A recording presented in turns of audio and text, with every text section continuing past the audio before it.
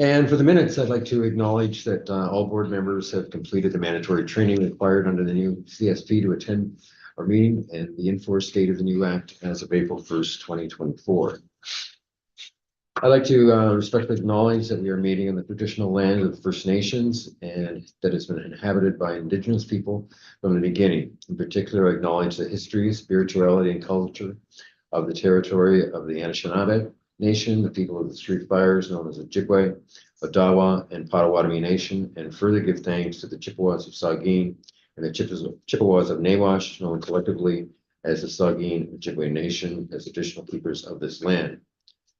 We recognize and deeply appreciate their historic connection to this area, as well as the contribution of the Métis, Inuit, and other Indigenous peoples whose ancestors shared these lands and waters. May we live in respect for each other on this land and live in peace and friendship with all its diverse peoples. Miigwech.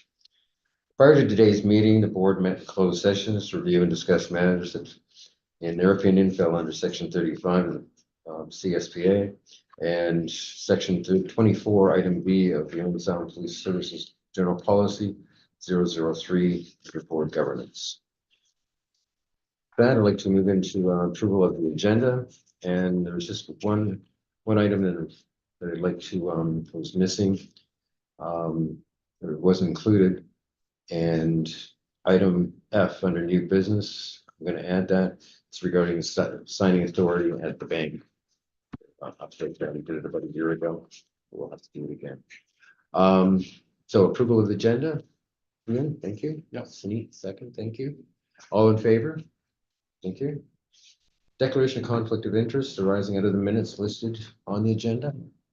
Hearing none. We have no presentations or deputations at this point in time. Confirmations of the minutes of the public session held February 21st, 2024. A motion for that. Thank you. Brian, second, thank you. All in favor? Thank you. Business arising out of the public session minutes of February 21st. Hearing none. I don't have any correspondence received for this meeting. Just a very quick update. Since our last meeting, I attended the CSPA Summit February 27th, 28th, and some was put on in collaboration with the OAPSB, the PAO, and the OACP and the OSOPA. It was a full 2 days with 600 people attending, and the agenda presentation included provision of policing, presentation by Ryan Tuchner, the Inspector of Policing in Ontario, who explained the mandate of his office, labor relations and personnel matters, policing personnel, touched on the new rules and requirements for special constables and First Nation policing, and misconduct and discipline. On March 5th, I attended the event Zoom training meeting hosted by the OSPSB trainers. March 12th, attended the Zone 5 meeting. Devon Clunas was the guest speaker at that meeting. Also, even during his speech, he talked about that the media has a massive role to play in policing, and suggested monthly meetings with local media to get our full messages out. Dwayne, our ministry representative, gave an update from Solgen. He indicated that he foresees a lot of challenges over the next year as we transition into the new CSP regime. Some of those challenges, like the availability of national training, are now behind us, but there's no doubt more challenges and questions coming down the pipe. The expectation is that there'll be lots of questions from around the province, and the process looking at consolidating those questions and answers into one area, either at Solgen or at the OAPSB website under the member portal. So there'll be more to come on this. On March 21st, I attended an OAPSB discussion group meeting to talk about questions and answers on the CSPA. And these are being held monthly, not only for municipal boards, but also for OPP attachment boards and First Nation boards. April 18th, I attended another OAPSB discussion group meeting for questions and answers on the CSPA. And that was all I've been doing in the last couple weeks or so. Under governance, on the agenda, I think we've talked about Zone 5 update. I think I just did that. I really don't have any updates on the new CSPA. As I mentioned, the initial mandatory training is completed by all board members, and the next round of training is still being developed, and we should know shortly what the dates are and when it will be available. I don't have anything else at this time. Maybe I'll ask Dwayne, our ministry representative, if he has anything under governance for this open session meeting. Through the board chair, nothing further, John, in terms of governance. Just to let everyone know that we do have a new Deputy Inspector General. Joe Moreno is his name, former Deputy Chief of Durham Regional Police Service. Joe started with us on April the 2nd and has slid in to his position quite well, and will be working very closely with Ryan and the rest of the Inspectorate of Policing in terms of hopefully assisting with the further transition of the CSBA to make it as seamless as possible as we go forward, knowing that we will have the usual speed bumps and roadblocks, potholes that we'll all have to work through. But anything that comes up from the ministry or from the Inspectorate of Policing specifically, we'll let you folks know as we go along. Thanks very much. Okay. Thank you, Dwayne. Right. Moving on to reports from Inspector Bishop. What order we have? February CID. I just noticed that probably for the last long period of time, we've had intelligence spelled wrong on the subject line, which is a bit sad. Darn spell check. Intelligence if you don't know how to spell. Anyway, so we'll have 2 months to cover off here because we did have a meeting last month. Drug trafficking investigation February 22nd up in Alexandra Park. 27-year-old sound male arrested with a quantity of fentanyl, cocaine, methamphetamine for the purpose of trafficking, $1,200 cash. Charge remains in custody. The remainder of February is again our homicides continue on. We are getting hopefully closer to wrapping up a number of those, and a little disclosure report will continue to haunt us for quite some time after this. You'll recall there was some news reports with respect to a sexual assault regarding a local business. The number of female complainants, 58-year-old male arrested in February, charged with 25 criminal offenses, mostly against youth in relation to sexual assault, sexual interference, and sexual exploitation. Released pending future court appearance. A couple of sudden deaths that were dealt with in February. 45-year-old male believed to be drug overdose, and a 21-year-old male also believed to be drug overdose. The remainder of the month is follow-ups, training, meetings that are listed on the report. Down to our drug overdose information, and that was our first 2 drug-related deaths of the year. So we, as of the end of February, we're sitting at 2. Finished off 2023 with 11, which is an increase over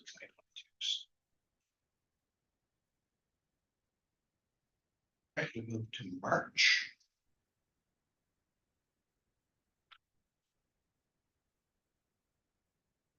And in March, another drug traffic. Oh, sorry.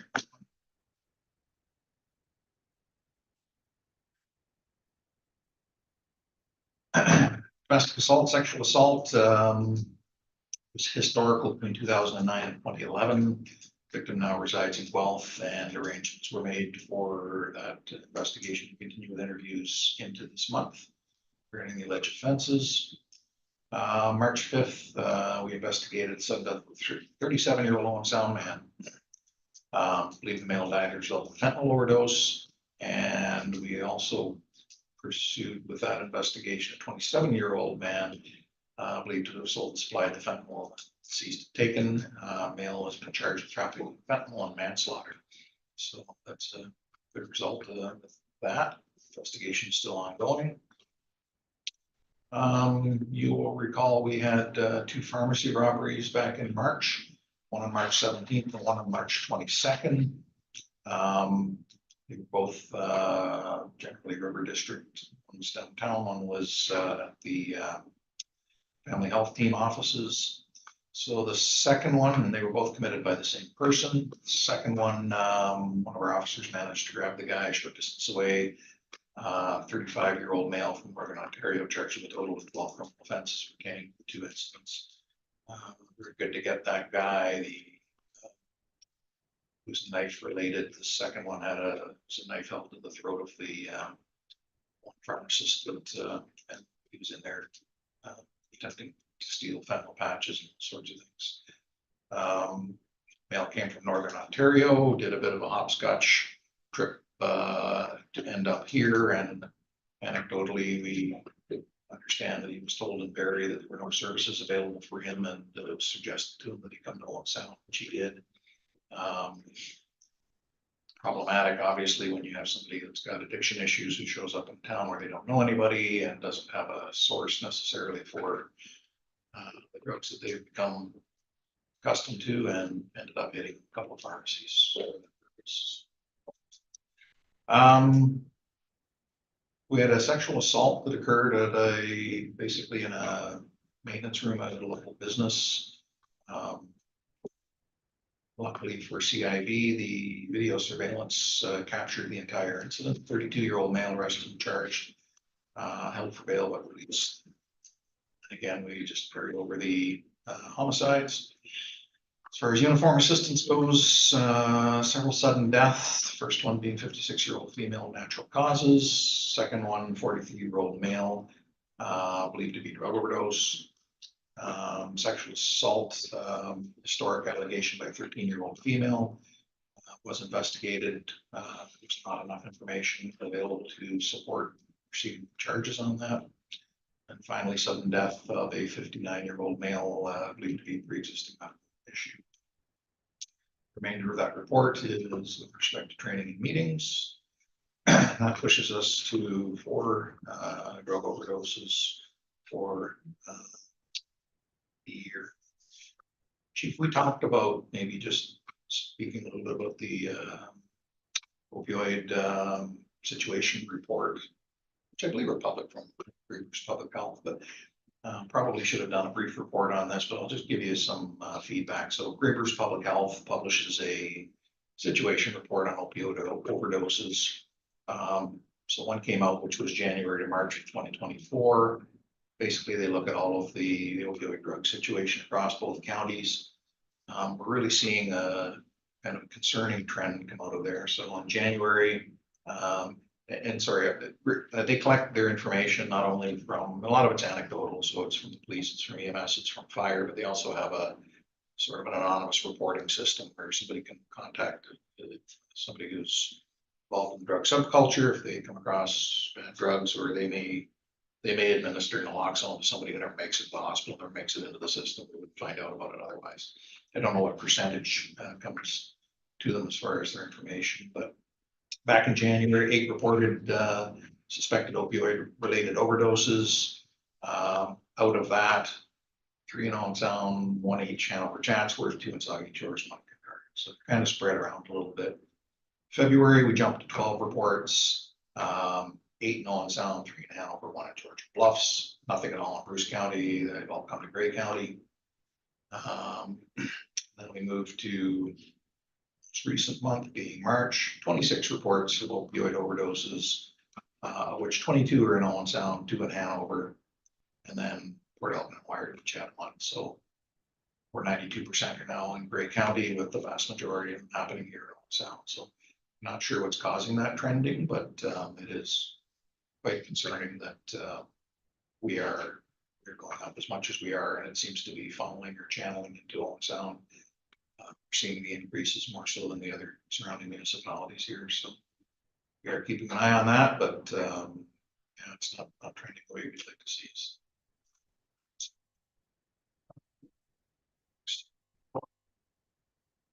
Auxiliary. Okay.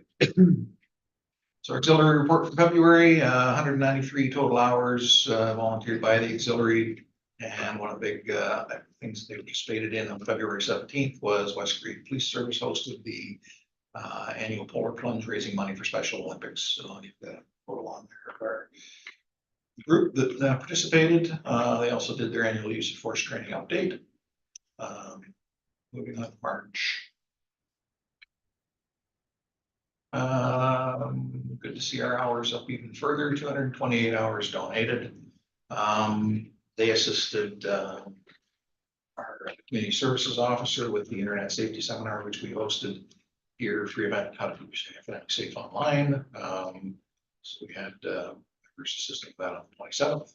And just a note on some training that Sergeant Gurney, who's our new sergeant in charge of the auxiliary, has been offering up different training monthly for our auxiliary to keep them up to date. So, questions? This is where we are with auxiliary.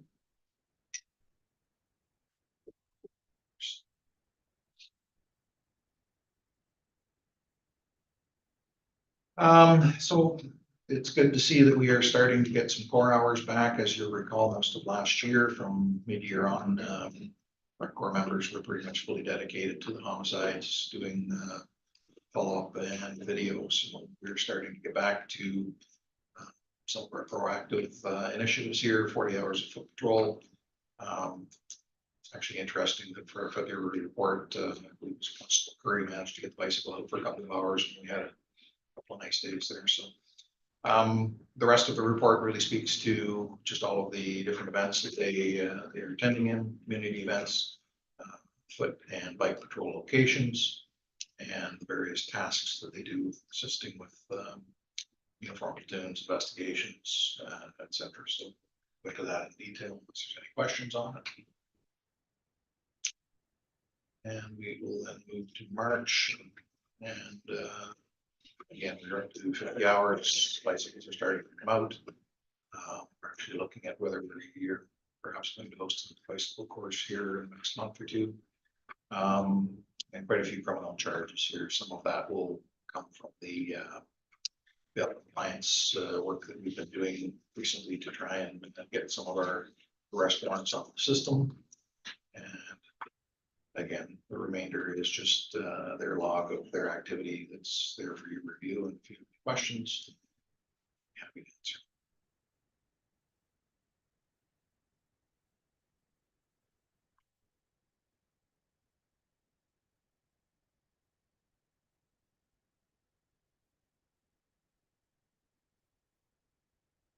Thank you, Inspector.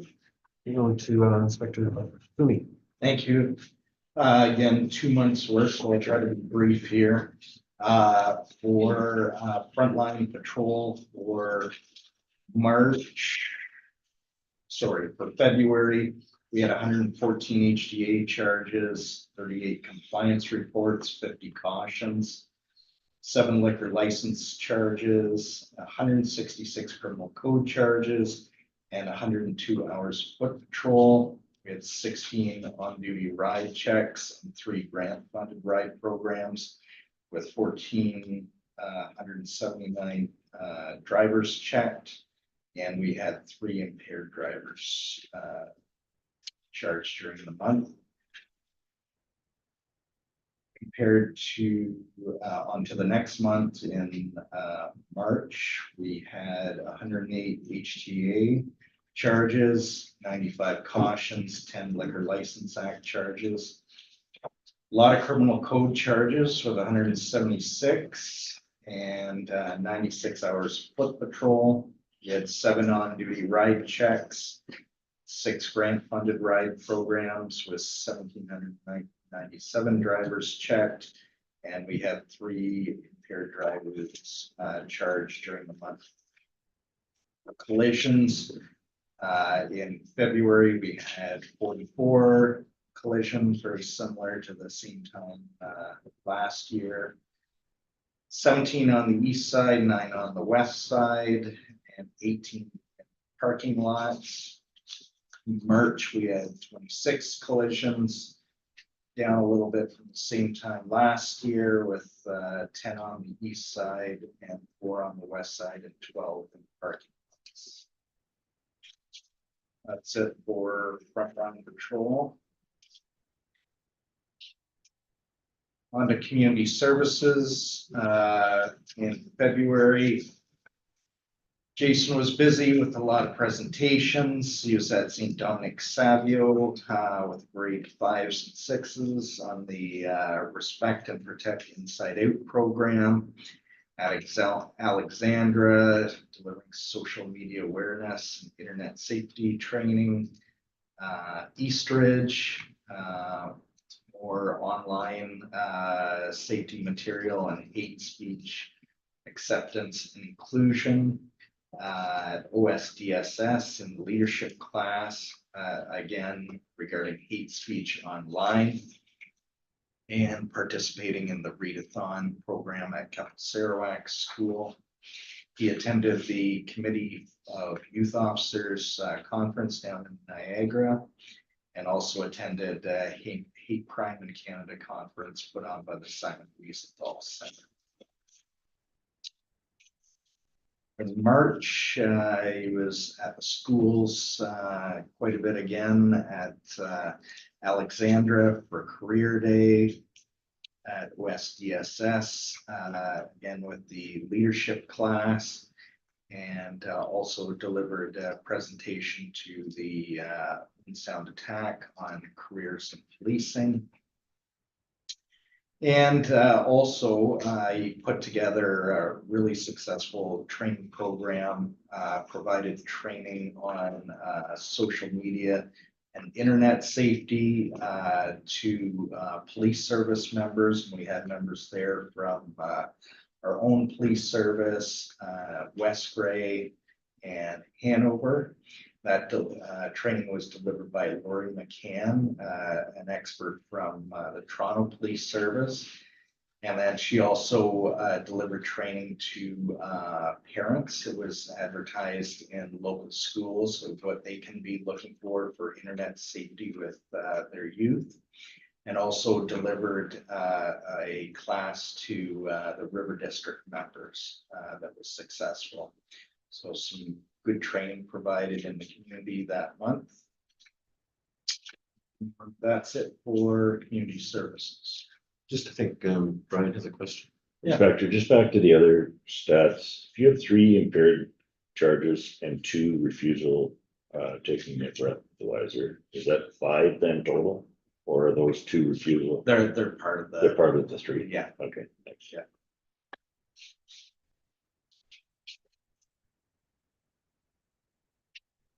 On to lost hours and training. In February, we had 8 members report sick or injured for a total of 273 hours. We had 2 members off on WSIB for a total of 288 hours. Had lots of training going on during the month. Some of the courses that were attended were the search warrant course, drug investigations, criminal investigations. Our IDENT officer went on the advanced forensic collection and recovery of human remains course, and Inspector Bishop went on the multidisciplinary toxic and opioid symposium in Toronto.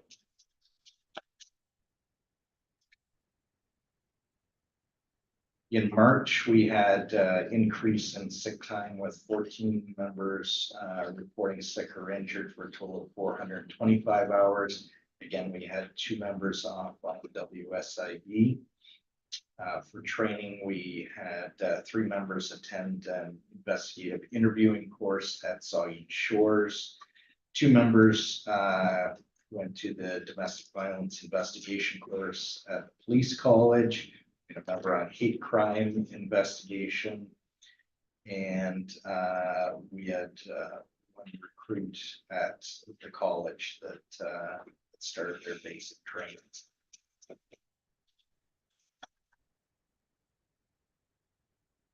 That concludes my report. Okay, any questions for the inspector?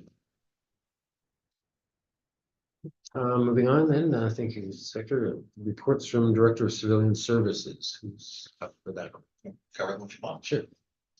I believe this first month you'll be seeing the format, just changed up a little bit, just to make it a little bit easier for you to understand.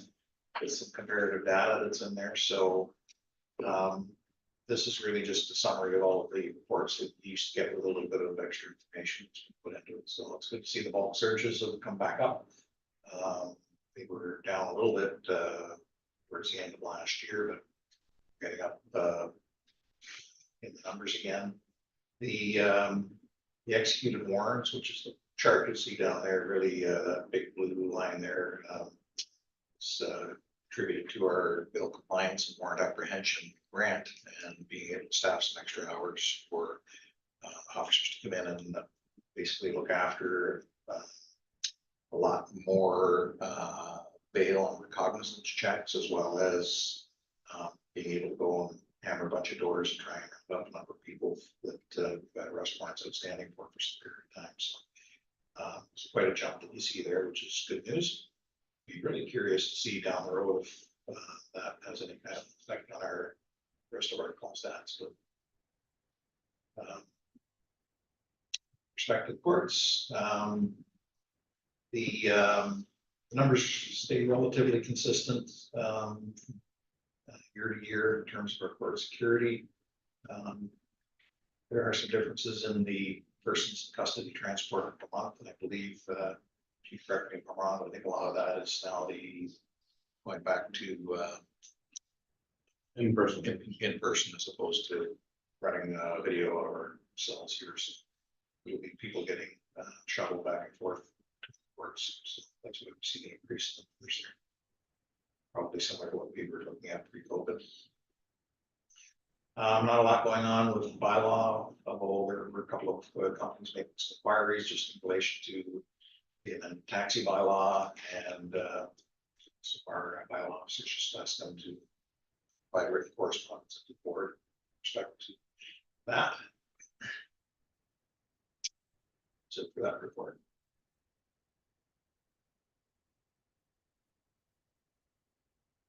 All right, good. Any questions for the inspector?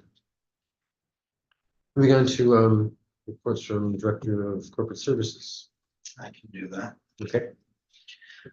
So in the communications center on the human resources side of things during February and March, staffing in the communications center remained relatively stable with one departure in March. Mandatory overtime was required to offset some leave and accommodated hours. However, we're getting up to staff in there, so we don't have to do that as much. The fall 2023 class is nearing the completion of their membership mentorship in dispatch and will be on their own later in April. The winter 2024 class is progressing well. We'll be transitioning into mentorship as the fall class graduates. The ongoing training, evaluations, surveys continue and have resulted in valuable feedback that is leading to training updates and modifications for ongoing improvement. As far as calls coming into the center, there were 4,815 emergency calls coming from the 911 line into the center in March, representing an average of 155 calls per day over the past month. This is down from the average rate of 160 calls per day in February and down 14% in total 911 call volume year to date compared to 2023. The most significant reduction is the no answer calls, which are thankfully down by 51%.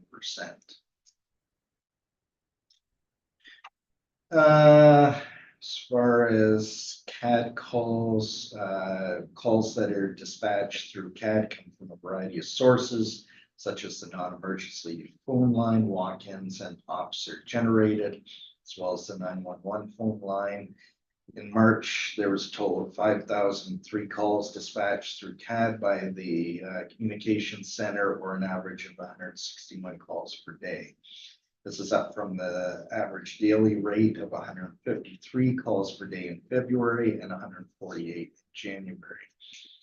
Dispatch calls specifically for the Owen Sound Police Service have similarly increased each month from an average of 39 per day in January to 41 in February and 48 in March. So far, year to date, however, the volume of dispatch calls is down compared to the same time last year. And you can see in the graphs, the winter months are generally lower in volume and below the annual average rates, which is offset by the busier summer months. For IT, The IT team performed upgrades on 10 locations in Huron County for fire communications. Similar upgrades were done in Bruce County at 2 locations. One IT member was involved in the development of the new police website for its launch in April. In February, 2 of the members attended Eastern Ontario for Next Gen 911 hosting solution to install equipment at 3 different locations over 3 days. During March, Director Hill was involved in the completion of year 2 of grant funding for Next Gen 911, as well as assisting a number of other agencies with the completion of grant paperwork, providing quotes and consultations on the engineering of solutions to comply with the requirements of the service and the grant. And they've also been assisting Westbury Police Service in its implementation of digital networks or digital notebook solution for records for their officers. That work is completed. And they're awaiting trial results and implementation feedback from OPP's trial before continuing. And the various graphs are attached showing call volumes, comparisons with other years' daily rates. And that's it for the comps. Thank you, Inspector. Any questions for Inspector Sullivan? Okay. Moving on to item 15, financial reports. Yeah, so we printed off a financial report. The problem was it was not at all accurate. As the city completes their annual finishing off an audit from 2023. A number of our grants haven't been added. They're new grants, they haven't been added to the codes. So it doesn't, the revenue doesn't appear, but all the costs do. So the report that was printed out would have required so many notations to make it somewhat useful for anybody sitting at this table that we didn't print that out. We didn't apply it. That being said, we are in a position where we should be fine given their staffing levels and 92 to 93% of our budget being salaries and benefits. We will get you an update once all those numbers are written, but it's out of our hands internally to get those changes made. Moving on to Chief's activity report. So I'll just highlight some of the activities. Presentation of the Rotary Club of Old Sound in February. There were a number of public meetings and OSPSB. There's a lot of time spent regarding the implementation of the new police service, Community Safety and Policing Act, replacing the Police Services Act. Since the Police Academy and then some of the local things, I also participated at the Grey County Job Fair at the Bay Shore, and that was really well attended. There were actually buses that had come up from the southern end of Grey County that were full and people looking for work. So some positive things, like the number of resumes and a lot of people took application forms for that. So it was very beneficial, well attended. Now we got a lot of interest and probably see that pay off. As well, I spent several days with the Canadian Association of Chiefs of Police, Information Communication and Technology. There was a conference and then the quarterly meetings for that. Also did a tour of the new Grey County housing at 9th Avenue and with the Grey County Housing City, what their plans are for that. March 2024. Spent a lot of time working on the Old Sound Emergency Communication Center, website design and update, and running that, overseeing that new design and implementation. And since the Police Academy and OSPSB small and mid-sized chiefs meeting and board of directors meeting and trade show and CEO day as we got closer to the implementation of the design. That's it. I'll highlight from that. Moving on to other items in new business. So the website update, the new website is live. there was a lot of work done through the city and, they were doing the contract, but we kind of piggybacked on their site and we have a, site that falls underneath that. A lot of work, the effort going to Mark, Lloyd, Amy Gavler. Let's spend a lot of time doing it as well, Matt Mahoney, in order to get the website up and live. There were a lot of things on the old website that were out of date and, required updating. So it's almost easier to start fresh and start with a fresh design, and which is what they ended up doing. And I don't know if anybody's attended, looked at it or been on the new website, but, it's really well done. It's really well put together. The back end of the system makes it much easier for us to update and maintain on our own. And all those members are trained on how to do that. So, it's provided, it's working out really well. We're just working on the final bugs. We should sign off on that project in the next couple of days. There were some issues and, I think we worked them out as far as subscribing to media releases. So I was the one that discovered there was an issue because I wasn't getting any media releases after subscribing, so we got that resolved. Back and know as to what's going on in the other hand, so. Yeah, I'd like to acknowledge too all the hard work that Kayla did on the website and posting all our policies and bylaws. Minutes from 5 years ago and everything. It was a lot of work. It's a lot more than just a cut and paste. So and all the training that went in before that. So thank you very much for that. All right. Any questions on the website or concerns that you've seen? Have you played with it? Nobody's. Moving on to IP address issue. I think we talked about this briefly before, but you were mentioned just on I'm trying to think whether I should speak to this or you should speak to. Thank you, probably should. No, I should, okay. The IP address issue is, correct me if I'm wrong, we used to be able to just get a warrant for the IP address and that would be fine. Now we have to get the address. Also, now we have to do a separate warrant for the individual that's at the IP address. Yeah, so we're gonna bring a report next month. Oh, on some of the things in relation to that. There was a Supreme Court of Canada ruling that basically said that there's private information. We used to be able to just go and ask for the IP address and the number, and we provided with that because there was no distinguishing or identifying features to that. That was struck down, so now the new direction is you have to get a production order or to get the IP address. And then after you got that, then you can do your investigation as to what you know about that, and then do a second warrant to get all the person's information, personal information in regards to that IP address. So it is doubling the amount of work it takes whenever there's computer IP addresses involved in an investigation. And as everybody knows, that's the majority of investigations now, that there's some form of digital or computer-based evidence. So it's a significant impact on policing and impact on resourcing, and really you're not going to see. It doesn't show a value add on the policing side of things. It's just more work to get to where we were prior to. So that Supreme Court ruling will have a significant impact on policing and police budgets and money, keeping up and doing the investigation.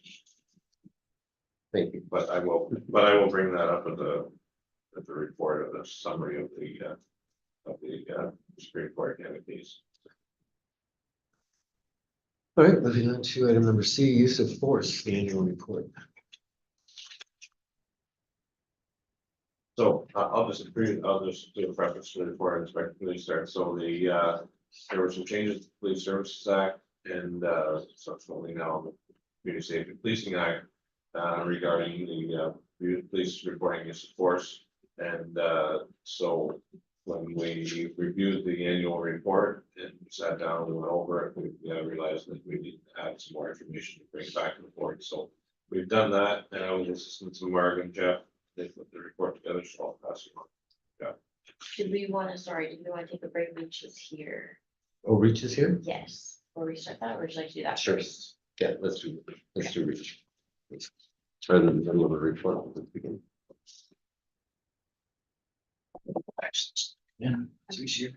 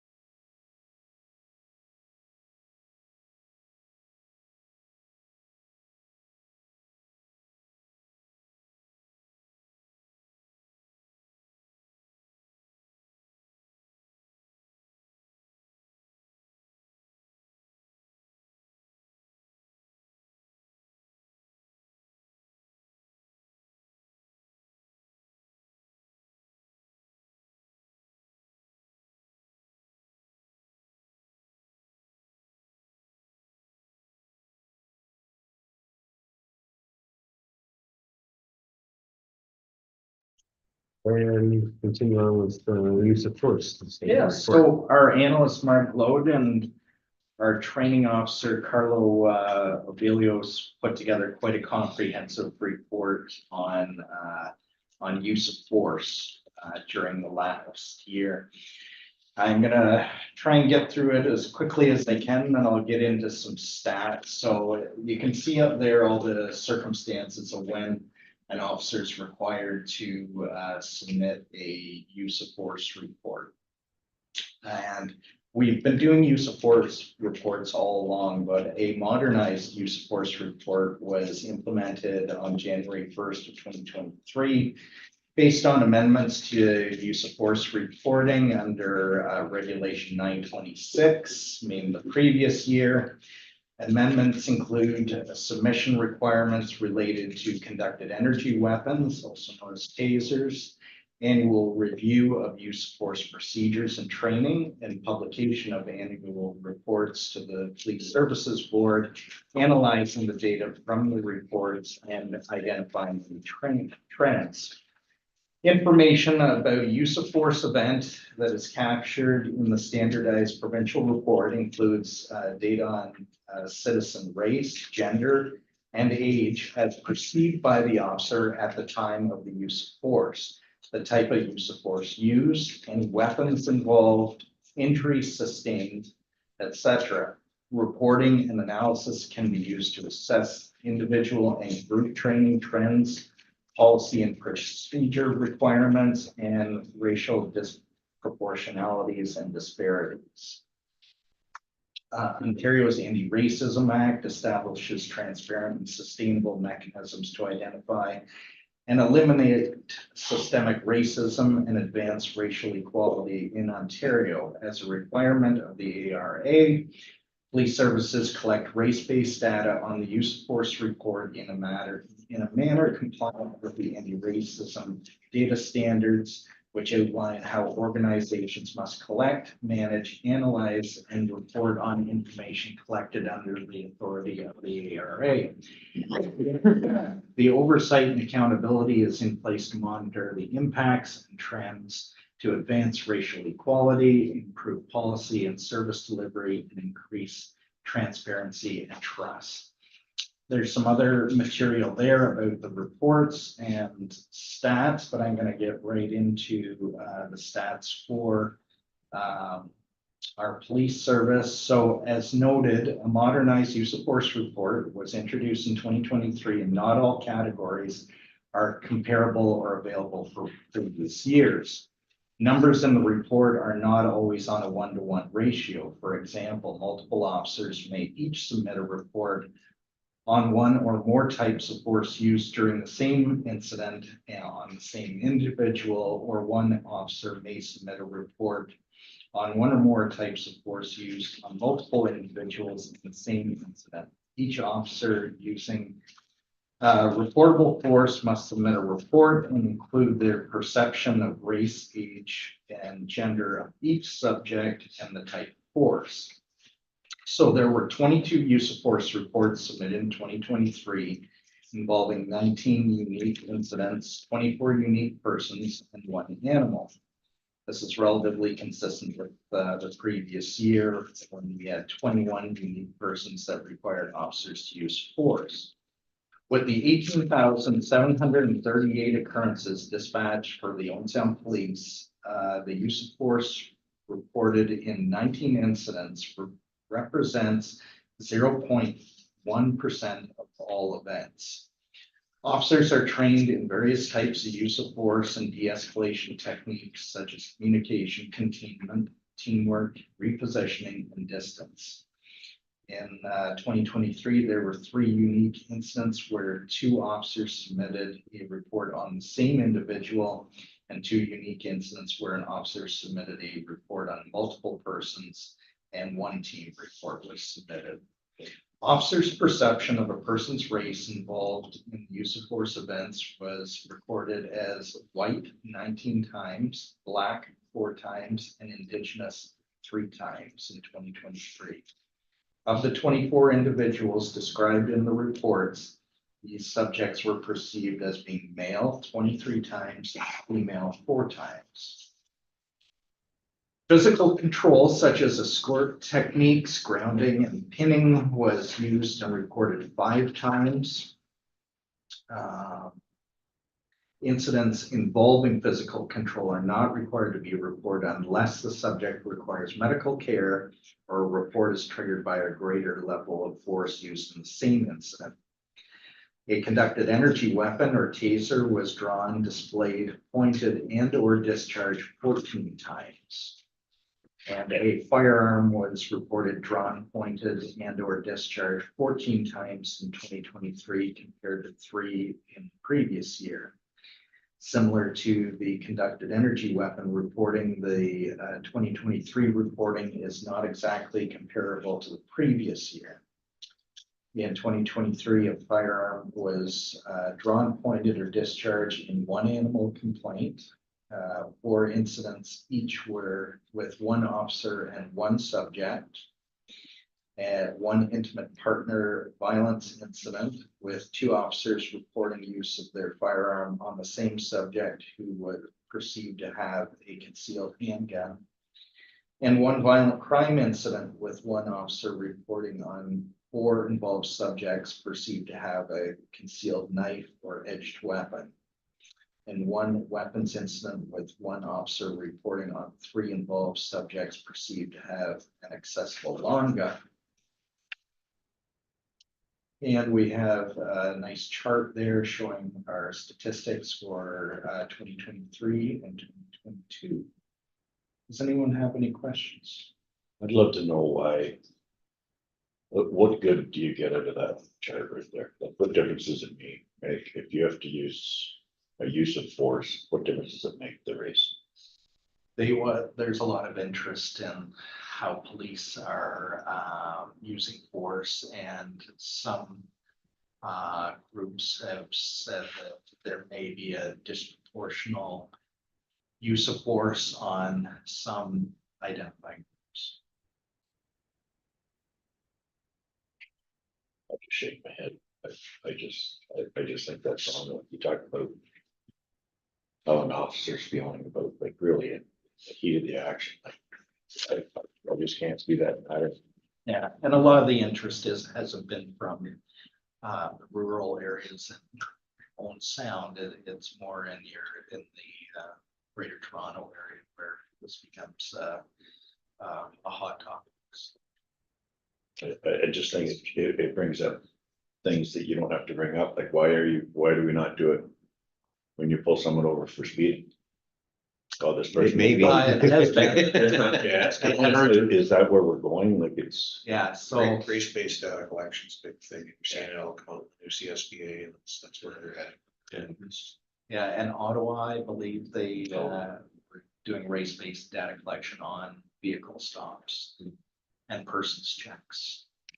Toronto as well. we wonder why we can't get people to be a police officer. If you just scroll back up to the top of that report, I'm wondering, I noticed the number in 2022 was significantly higher than last year. And I just wondered if there's any reason for that? Because distemper with Yeah. Okay. with animals, Yeah, with raccoons, we have a real problem with that, Okay. but it goes in cycles. yes, right. So, we'll have a bad year of distemper. Sometimes the officers have to put down the animal. We're trying to come up with more creative ways rather than shooting them, but sometimes there's no other choice. Yeah, We have fair to, enough. so. Yeah, so the difference was 17 animal only interactions last. Like 17 more animal only interactions of those 21. But then with the number of reports submitted, 43 to 21. Yeah, so there's 17, the difference of that 21 reports submitted. 17 of those were animal. Oh, okay, reports. okay, gotcha. All right, So it did go up by 4. good, yeah.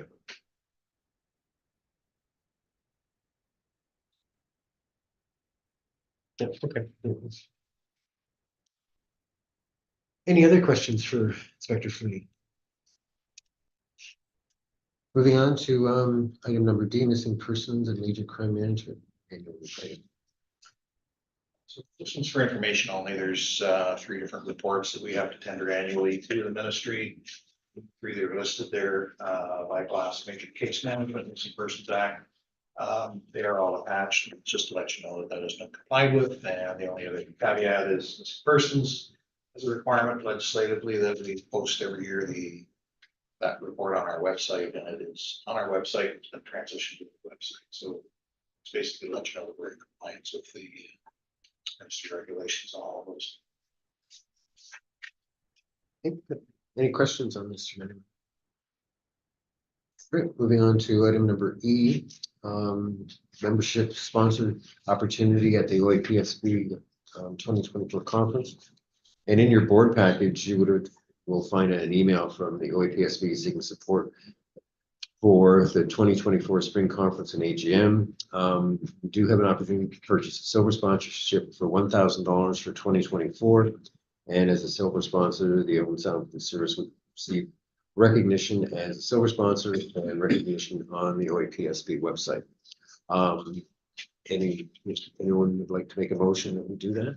Yeah. I would move that we go forward with that and support that level. The organization is pretty good. We certainly Okay. appreciate what they do. So Okay, great, thank you. Second for that, Samir? Okay. All in favor for $1,000? Thank you. Moving on to item number F, update on signing authority at the bank. Craig, did you want to provide any background on this, because you were just talking to them recently?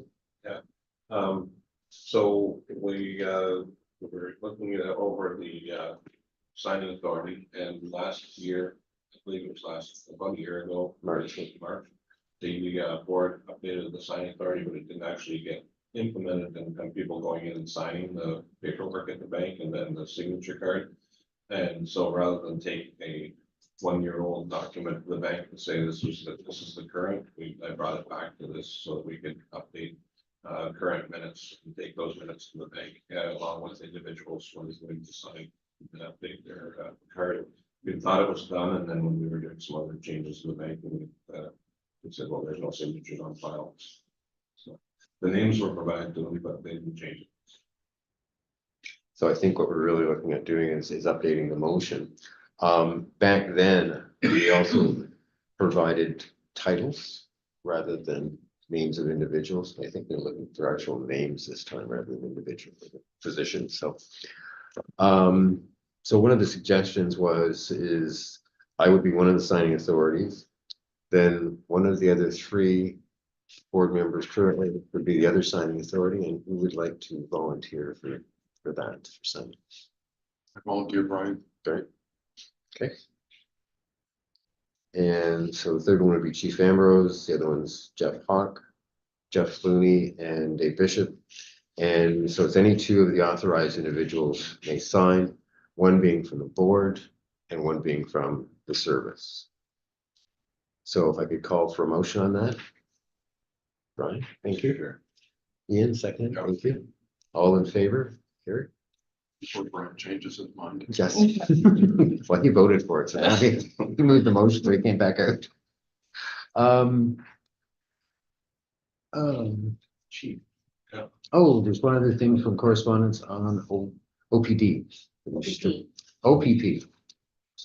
OPP. Oh, yes, second, item number 14. Yeah, we just updated the board that we received. It was section 14. I don't know the new section for, I think it's 23 under the new act for assistance from the OPP and agreements in place to provide those assistance. We just received confirmation from the OPP that until those agreements are updated and put into place, the current agreements and current landscape remains the same despite the change in the act. And that they'll be contacting us, reaching out to update those when they get an opportunity. Moving on to the next item, which is Vault audit. vault audit. Yeah, and I can give that report. It's just a short one. We're required to complete a property audit each year and report back to the board. So property audit was completed over a number of days on our vault where we keep our property. Was found to be clean and orderly. There's separate sections in the vault that secure firearms, controlled substances, valuables, alcohol, general property as well. We have a large property storage area in our old garage. Random sampling was conducted during the audit on all of the areas, and checks were completed to cross-reference the entry of the property onto our records management system. There are minor issues involving the tagging of property and purging that were identified and had been addressed. And shortly after that, we had one of our members that was on modified duties assist the property officer with getting some of the purging done. So that helped out a lot. Overall, the vault is in good condition. That's it. Ian, Just a quick question. I think you said firearms, alcohol. I didn't hear drugs. Are they held separately or are they? Yeah, we have controlled substances. Yeah. Okay, so it wasn't. Okay. Yeah, we have a separate area in the vault for that. Okay, thanks. any other questions for Inspector Flynn? Right, I think that's all the agenda items. Oh, one more. Okay. It was in the package, but it's on the agenda. All right. I'll just speak to the court security plan. So the Ontario Court of Justice and Superior Court of Justice had an increase in in-person court appearances starting back after the pandemic in 2023. Many of the first appearances remain virtual. Case management, if it's a routine appearance, it can remain virtual. But new arrests and bail proceeding appearances are continuing to be conducted by video from the police station, although that's now moving back to more in person than what they were in the past. All the prisoners were transported from the correctional facility to the courthouse for trials, and there was an increase in the number of transport from the correctional facility for in-person bail hearings as well.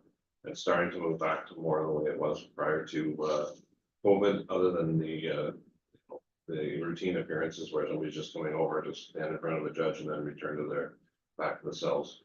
So the special constables continue to provide support security at the courthouse as part of our responsibilities under the Community Safety and Policing Act. There were no prisoner escapes or attempted prisoner escapes in 2023. The Director Flynn chairs the Owen Sound Court Security Committee, which meets quarterly to review and develop internal emergency procedures. I also attend all of those. Director Flynn is also a member of the Local Justice Committee, which meets quarterly, and I attend those as well. And they review issues and concerns relating to court operations and security. And I also attended, just on a side note, West Region meeting last week in London, discussing efficiencies and some of the issues and how to meet some of the backlog in the court system. And Director Flynn also attends a monthly bail committee and Grey Bruce Huddle Committee meetings where they keep all the stakeholders informed of any new changes. That's the annual court security. Okay.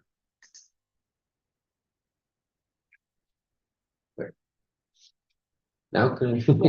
Okay. All right, given that we completed all the items on the agenda, I'm going to terminate public meeting at 11:08. And Dwayne, you're welcome to join us back on the confidential side Zoom number that you gave us. Yep. Your access? Yep. Okay.